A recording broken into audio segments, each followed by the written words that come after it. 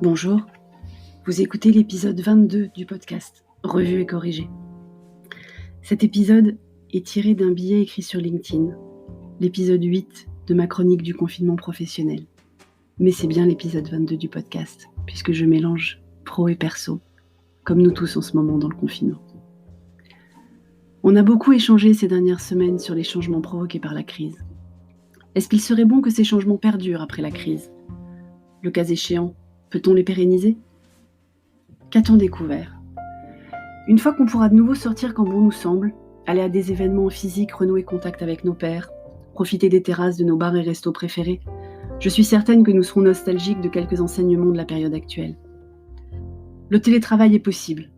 De nombreux dirigeants ne pourront plus se cacher derrière le temps nécessaire à la transformation, le manque de budget pour l'accompagnement au changement, la formation aux outils, le manque de maturité présumée des collaborateurs qui, d'après eux, ne demandent le télétravail que pour ne rien faire.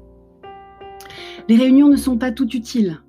Même si on a des contre-exemples que j'ai cités dans l'un des épisodes de ce podcast, de nombreux managers ont choisi d'alléger le planning de réunion plutôt que de l'alourdir, de mettre en place d'autres moyens d'échanger, de s'informer, de garder le contact, de valider, de faire accepter, de se retrouver même. Parce qu'un séminaire à l'autre bout de la planète, ça n'est pas forcément la meilleure façon de créer du lien ou d'agir en entreprise responsable. Si on combine ces deux premiers éléments, les déplacements peuvent être fortement réduits. Pour le plus grand bien de la planète, bien sûr. Bon, peut-être qu'on aura moins de temps coincé dans les métros ou trams ou bus ou les embouteillages pour écouter des podcasts ou pour passer les coups de fil en retard à son boss, sa mère, sa meilleure amie, son expert comptable. Mais on respirerait mieux, non ? L'immobilier pourrait redevenir abordable. La crise est déjà en train d'avoir raison des multilocataires peu scrupuleux et peu encadrés qui louent uniquement pour sous-louer à Airbnb au prix fort. Les entreprises qui vont découvrir le télétravail auront, elles aussi, moins de besoins. Et il n'est pas interdit de s'entraider. Grands groupes cotés, PME industrielles familiales, bénévoles d'associations, makers des Fab Labs, tout un chacun, tous se sont mis à fabriquer des gels, des masques, des paniers repas pour les soignants, même à proposer des chambres disponibles, des appartements vides, qu'on fait le point précédent sur l'immobilier. Il pourrait même en rester quelque chose à la fin de la crise. Les marques ayant généré un capital sympathie bien plus profond qu'avec la dernière vidéo d'une influenceuse sur TikTok. Un nouveau normal ? Bien sûr que de se voir de temps en temps en vrai, c'est utile. Plus qu'utile, c'est chouette. On se précipitera tous sur la première terrasse venue le jour de sortie du confinement, avec les gens qu'on aime et d'autres qu'on n'a pas encore rencontrés. Puis on fera des after-work de dingue avec son réseau professionnel, avant d'offrir des petits déjeuners gargantuesques en face à face avec son équipe qu'on n'aura plus peur d'approcher à moins d'1 mètre.